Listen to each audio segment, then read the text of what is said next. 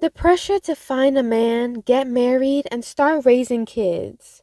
If you're a naturally born woman like myself, then you hear this from older people, your peers, and society too often. Yet, if I was ever in need, those same people would be conveniently out of reach. The constant hassle to rush through life's precious moments has become more like a to-do checklist.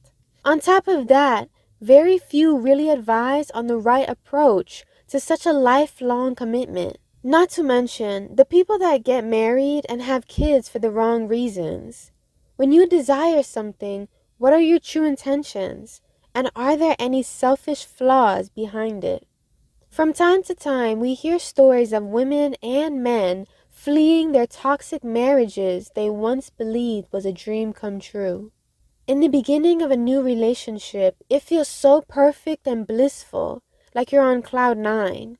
Eventually, though, you're falling thousands of feet, plunging right into the stone hard ground. That once thoughtful, loving soulmate is looking more like a selfish, deceiving stranger. It happens to the best of us when you move too fast, didn't think things through, barely got to know this person, and now you're paying for the mistakes you made.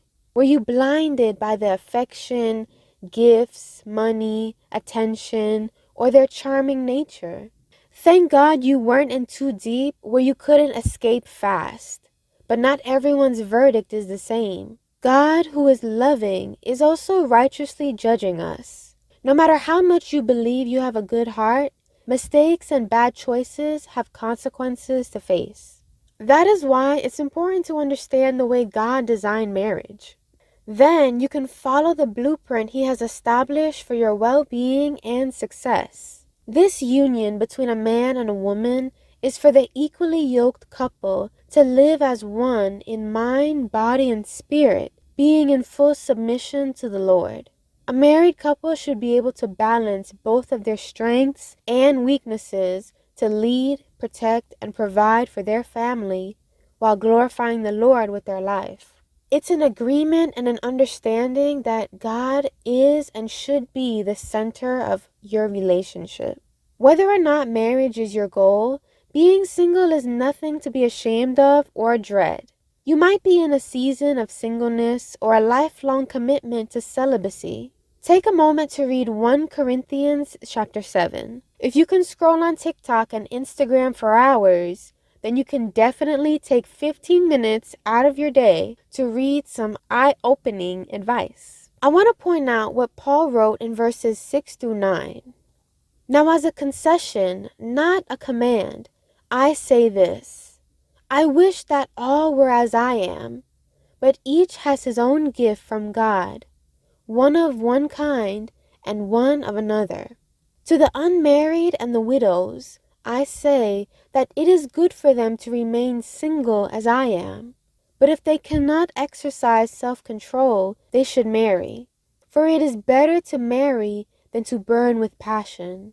People mistake peace for loneliness or boredom. If you ever find yourself comparing your life to others, then those feelings of unworthiness, depression, or emptiness will emerge.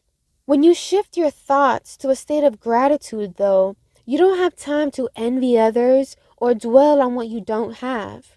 I encourage you to go volunteer your time or resources to the less fortunate. You will immediately start recognizing the endless blessings in your life. Embrace and serve the community of people that you have around you. You never know who you could be blessing with your presence. Singlehood is a perfect time for personal growth, self-discovery, and freedom with the most valuable asset known to mankind, your time. You have endless time to dedicate into the things you love doing, people you value, and discovering new passions.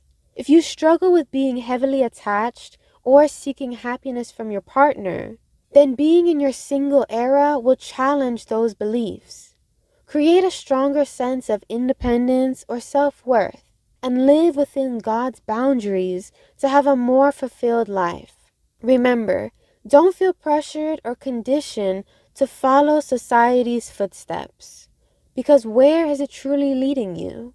True love is something not to be rushed or taken for granted. Like always, stay blessed, don't stress, and always do your best. I love you all, and I'll see you in the next video.